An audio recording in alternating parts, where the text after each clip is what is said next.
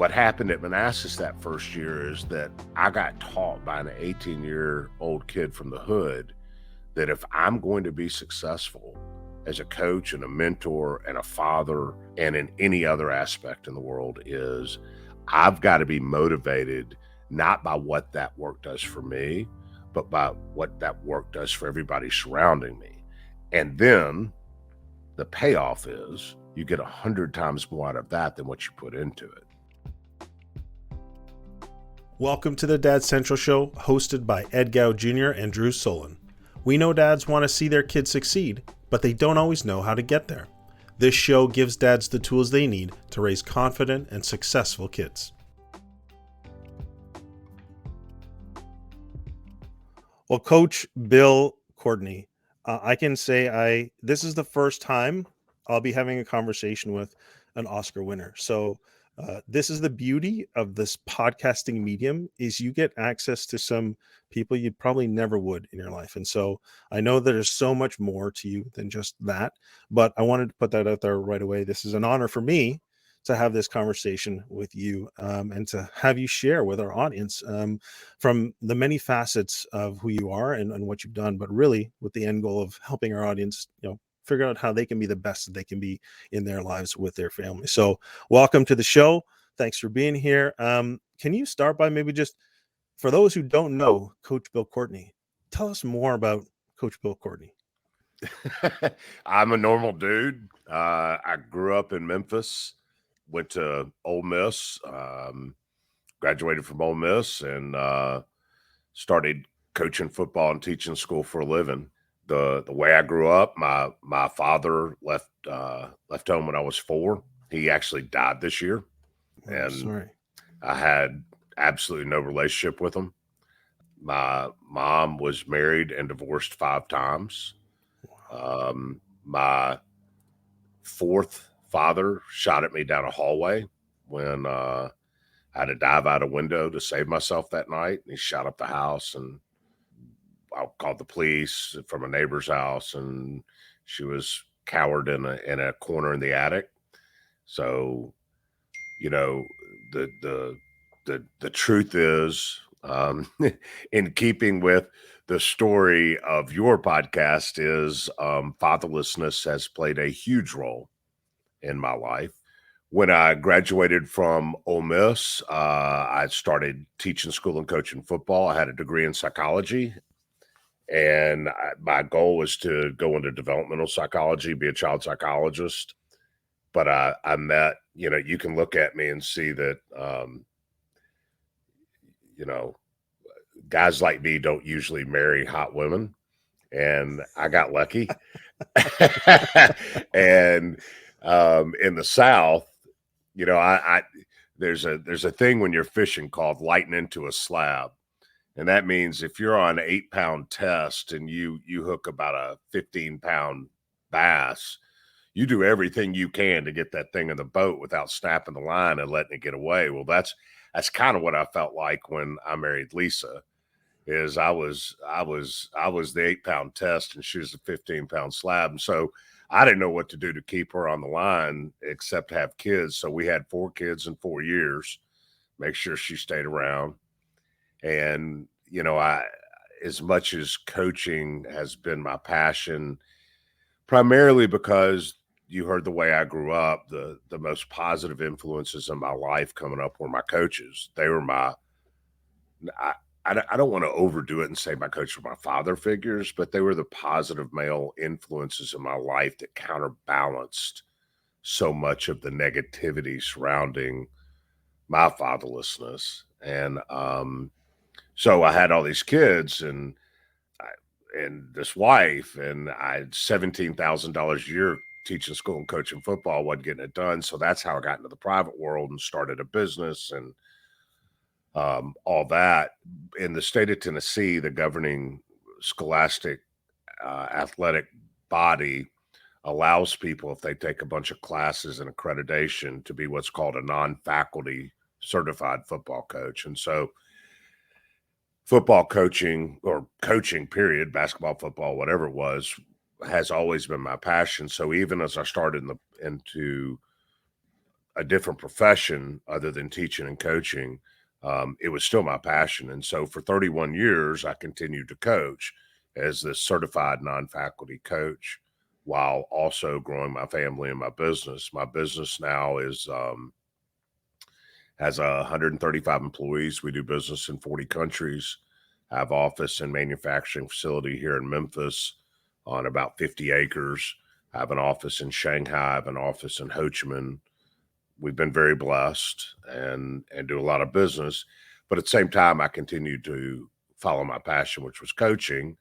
And the opportunity came to coach at this inner city school and at called Manassas. And I moved over there when I started my business. Was there 7 years. The seventh year was captured by some guys that said they wanted to make a movie. And of course, that sounded ridiculous. And 2 years later, I was walking down the red carpet at the Academy Awards.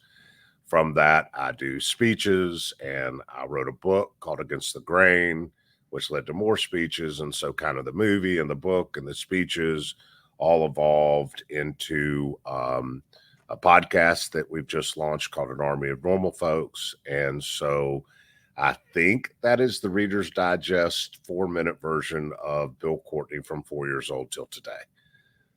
Wow. Well, so much intrigue just in that 4-minute version. And there's probably so many points along the way I would love to dig into. But since this is a fatherhood show, the first thing that stands out to me is that early experience that you had.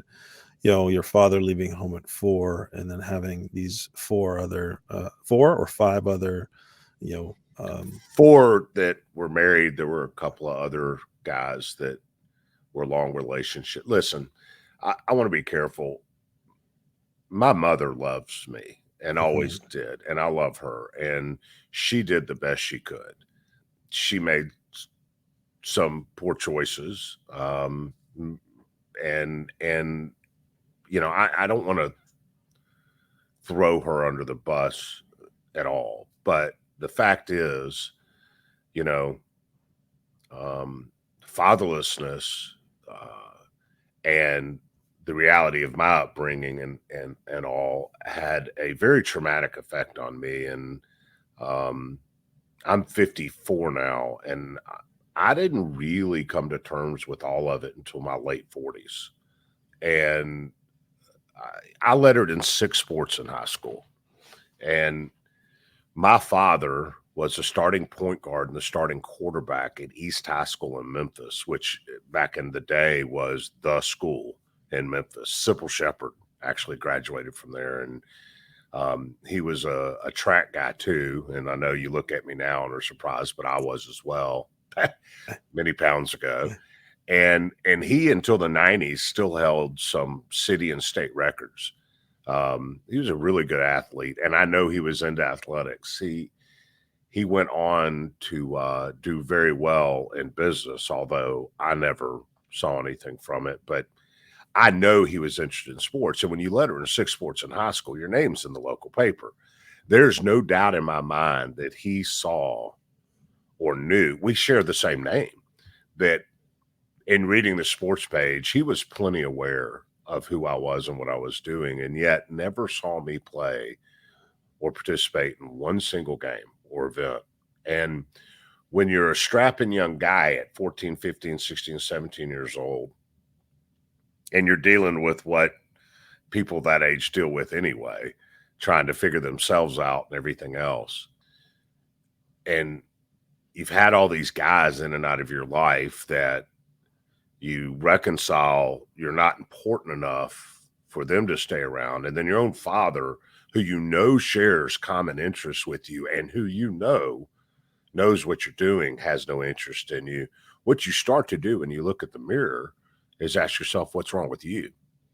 You start to say, what is so wrong about me that no man finds me valuable enough to invest time and effort and care in me? And so you start to develop all of these insecurities, this anger, this self-doubt, there's self-hatred, and it's traumatic. and it takes a long time to get over. And in a lot of cases, it leads to divorce and fatherlessness. It becomes a perpetual recurring cycle. And so when you look at kids from the inner cities of urban areas all over our country, just like the kids I coached at Manassas, which is chronicled in the movie Undefeated, and you wonder and you talk about this societal ill we have of fatherlessness and sometimes third and fourth generation perpetual misery in many of our disenfranchised and poverty-stricken inner cities. There's lots of systematic issues and social issues going on there, but at the root of many of them are fatherlessness and broken homes. And we ask ourselves why. What do we got to? Well, I'm telling you, I'm a living example of. I can speak to trauma when it's buried alive will always resurface. Are you a dad who feels like you're juggling a million things at once? Balancing work, family, and personal goals can be overwhelming. But what if there was a solution? That's why we created our new fatherhood community called Dad Mentor. For over 20 years, Dad Central has built practical tools to help dads. We understand the challenges you face and provide the support you need to thrive. The biggest complaint we hear from dads is there's no dedicated support for their specific needs. But not anymore. Our new community, called Dad Mentor, is here to transform your fatherhood experience. Imagine feeling in control, staying calm and patient when your children misbehave. Picture yourself connected to your children, guiding them with confidence and watching them succeed. When you join Dad Mentor, you'll have access to a community of like-minded dads committed to their dad journey, just like you. You'll also get the Dad's Roadmap. This is a step-by-step plan to help you go from unsure to unstoppable as a dad. Monthly masterclasses and Q&A sessions. You'll get answers and know exactly what to do straight from experts. Monthly group meetups that connect dads over common topics. A dad's resource library. Curated webinars, podcasts, or guides built by Dad Central to help you grow as a parent. And finally, you'll also get exclusive members-only offers and events. Now, many dads do try to do this fatherhood thing alone, only to find themselves trapped in frustration and strained relationships. Then they may turn to unhealthy coping mechanisms like drugs, alcohol, or other distractions, leaving their family and their own well-being at risk. We don't want you to reach that point of regret. Take steps to invest in you and your family today. Join Dad Mentor and go from stressed, tired, and overwhelmed to confident, calm, and connected.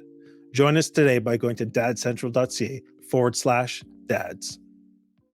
And when you describe, that experience for you, you describe for me, the aspect of asking that question, what's wrong with me? As you're growing up, somehow, some way you were able to move through that though. You said the coaches you had were positive influences and you were able to break that cycle. And so maybe could you spend a little bit of time talking about it? They're breaking the cycle. I'd love to talk about, but then the other part you mentioned was, I didn't come to terms with my fatherlessness experience until I was in my late 40s. So you were already achieving things. You were moving forward. You were doing things, yet you still hadn't come to terms with it. So could you talk maybe first about the breaking? Well, I'll let you decide. You go wherever you want to take it, but those are the two things that stand out to me as really important. I'll answer your questions. For me, it was having a compass, and my compass is Lisa. Hold on. What about before you met Lisa? Or was she coming into your life? I married Lisa when I was 23. Okay. So pretty young. Yeah. So, and we started having kids immediately. Again, keep her in the boat. And so, up until 23, I had not dealt with it at all and was struggling with all kinds of stuff. Now, look, I was successful in college and did all these things, but underneath all of that facade, and honestly, maybe look, I lettered in 6 sports in high school. I was president of my fraternity. I was a columnist with the Daily Mississippian. I played football and soccer in college. I was involved in lots of things, and a lot of that energy was, looking back on it now, me probably still trying to prove my worth, my value. I was driven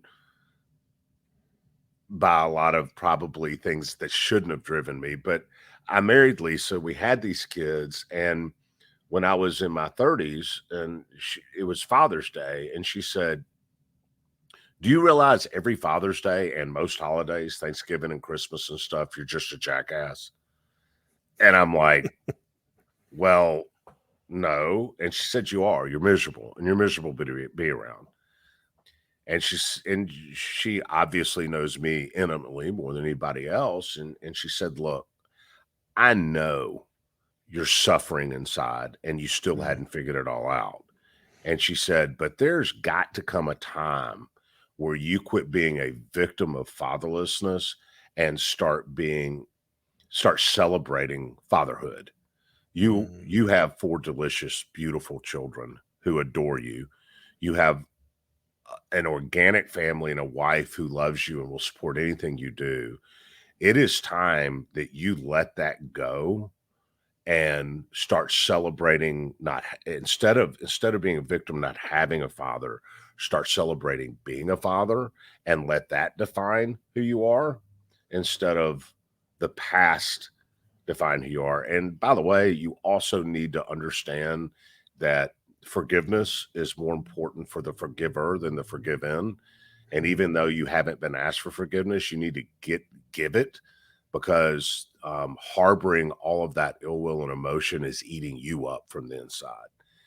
And so how I dealt with it and started to get over it, and am really now at peace with all of it, candidly, was, I think we all need to have 1 or 2 people in our lives that know us intimately, that we trust well enough to share everything with, that love us enough, that will support us in all of our endeavors, but also when we're wrong, love us enough to point it out, that we trust enough to listen to.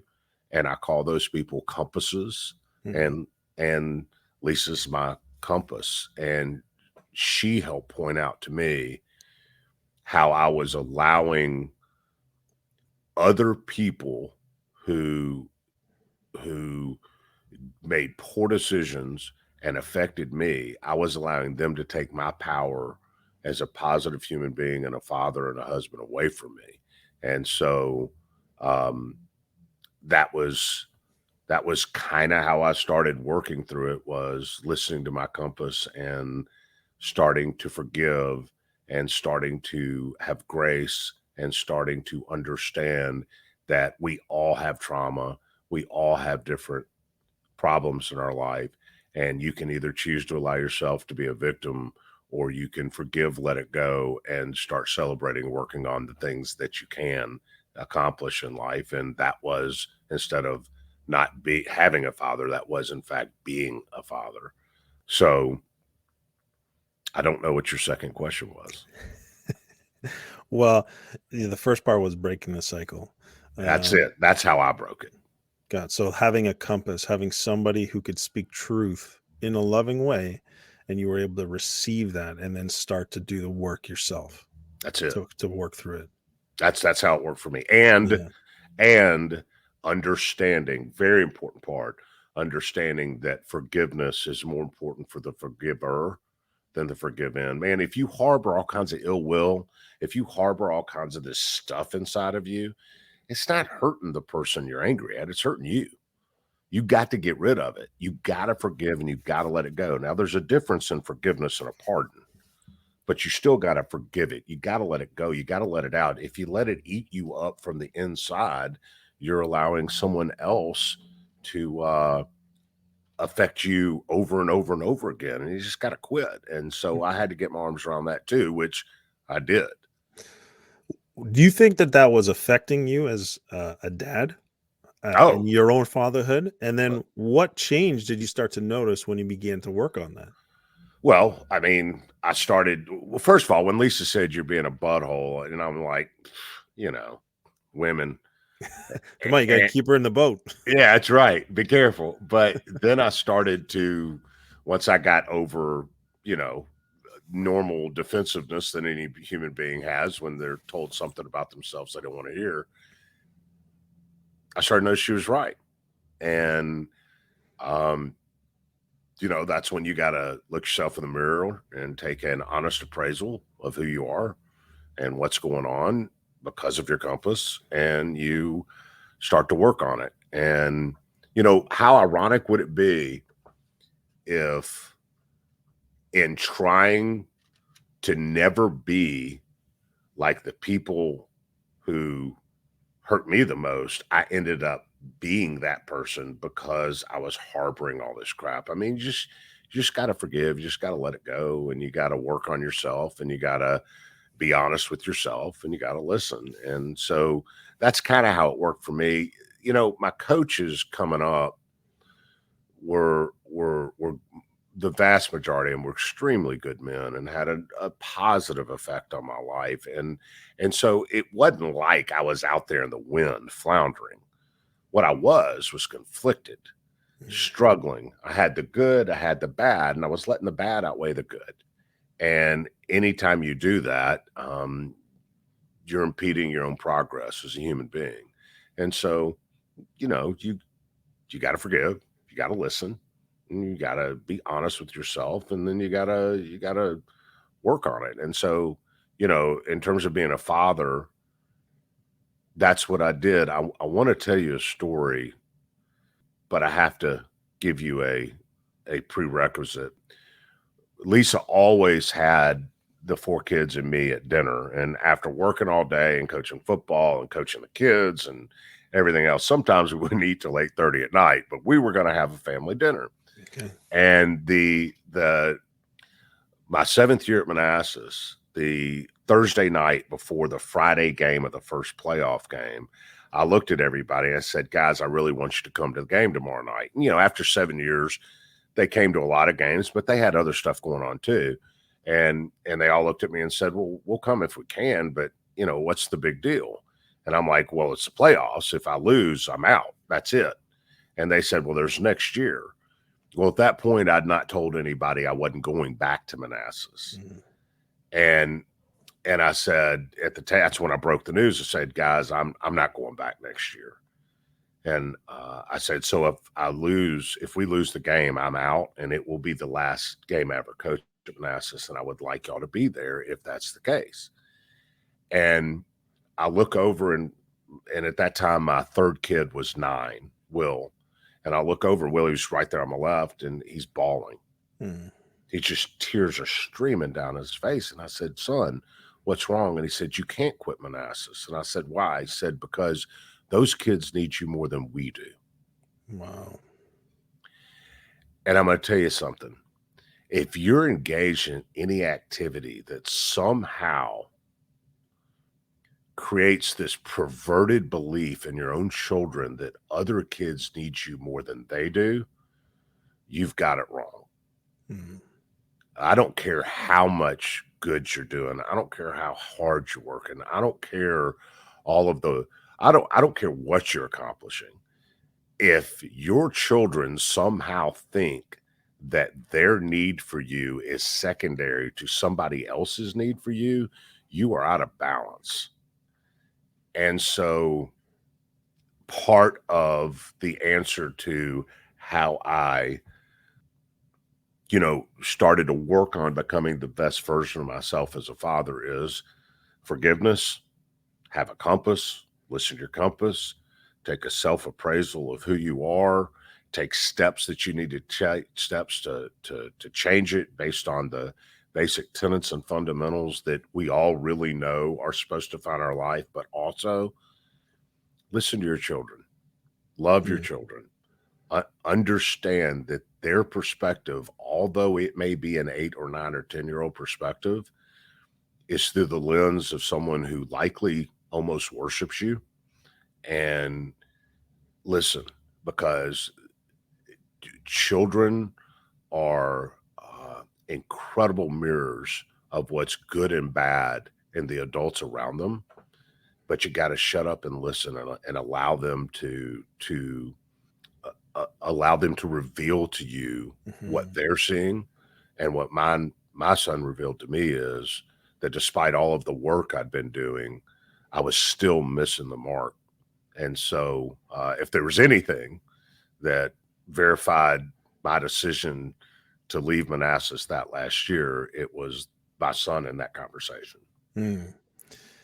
Wow, that's powerful story. I can picture just the scene, right, and the family being there and asking that question and having him say that. It also reminded me when you said when that happens, you're out of balance. It reminds me of a quote from I read years ago from Andy Stanley. It said basically every other leadership position in the world can be replaced, but no one can replace you as a father in your child's life. And so it just speaks to the importance and the magnitude of your role in your own family first, even though you were obviously, as your son said, these kids need you more. And obviously you were a powerful role and influence in many young men's lives as a coach. And I have a sports background. I played sports as well. I played football as well. And I had my coach was actually inducted into the Canadian Football Hall of Fame as a college coach, which is rare. And so he was a powerful coach for sure. And so I can understand that, the importance and value of that. But you know, uh, that is obviously, I'm curious, what did that do to you in that moment when your son said that? Oh, it addressed me. Hmm. I felt like a loser. I mean, Wow. I was like, so my kids are actually willing to take a back seat to other children because I've convinced them that the work I'm doing is more important than them. I've perverted my children's expectations of what their father should be for them. I'm supposed to be their protector. I'm supposed to be their provider. I'm supposed to be their confidant. I'm supposed to be their mentor. I'm supposed to be the person that is there first and foremost and always. I'm supposed to be exactly what no man ever was for me. And in and somehow my own children were suffering through some of the same things I was suffering from, Mhm. because even though I was physically present, I wasn't present in all of the ways I should be. And it was clear through out of the mouths of babes, right? It was clear through his comment that I was failing. Mm. My business, I took a business with $17,000, and we're doing 60 million a year in sales. I took a team with 17 kids who'd won 4 games in 10 years and turned it into a perennial powerhouse with 75 kids. And our last 2 records were 18-2. They were making a movie about me. I mean, I was successful, right? But my own children were confused about what my role in their life was supposed to be because of the actions I'd been taking. I felt like a failure. That's what it did to me. And boy, it was a wake up call. And I mean, I changed a lot after that. Hmm. Okay. Well, maybe back it up for us. I'm curious, what got you to the point where you'd made that decision that it was time for you to step away? Well, so I started my business in 2001. I started at Manassas in 2002, and it was 2009. Anybody who's ever started a business, especially we're in the hardwood lumber business, and Hmm. we're a manufacturer. So it's asset laden, lots of labor. We do business, like I said, all over the world.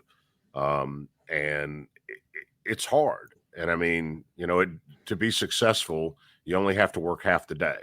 Doesn't matter if it's the first 12 hours or the second 12 hours, right? Right. So I'm working literally 10, 11, 12 hours a day, including Saturdays, and then going and coaching football 3 hours a day. And that was for 7 years. And my children were starting to get into the age where they're about to get into middle school and high school. And Lisa had done an amazing job keeping the house together and the children together and everything else to enable me to build the business and to also continue to pursue my passion of coaching football. But it was wearing on her. The time was wearing on our family. And it was just really apparent that I needed to step away and coach at my kids' school and coach in my kids' environment and all of that. And so it was just time, and I felt it. And of course, Lisa and I talked about you need to be present for your children and things like that. And it started 2 years before, which I didn't want to hear, and then I started listening more and more. Um, but it was just, it was time. It was just a lot of work on a lot of fronts, and it was time. And my kids were athletic and active, and the opportunity to actually transition over to coach in their school and all of that was available to me. And so it was just time. Mm. Well, I mean, thank you so much for, giving us a look behind the scenes of, your life and your family and, the struggles, the challenges, but ultimately the decisions that have driven you to, lead at home, right? You've been leading elsewhere, being successful, as you said, but there was something that, it wasn't there and you made that important decision. I think there's many dads or men who can relate to that, right? They're driven, they're goal oriented, they're working hard, they're pursuing their passions, they're exploring, they've got people, but somehow, some way that there might be something, as you said, you just felt it wasn't quite right. And so if anyone's listening and you hear this story and that anything resonates for you, then take it from Coach Bill's insight or his hindsight that there might be something for you to do in terms of at home with your family that's going to make that big difference for your children and for your family. Thank you for joining me on this captivating journey into the life and insights of Coach Bill Courtney.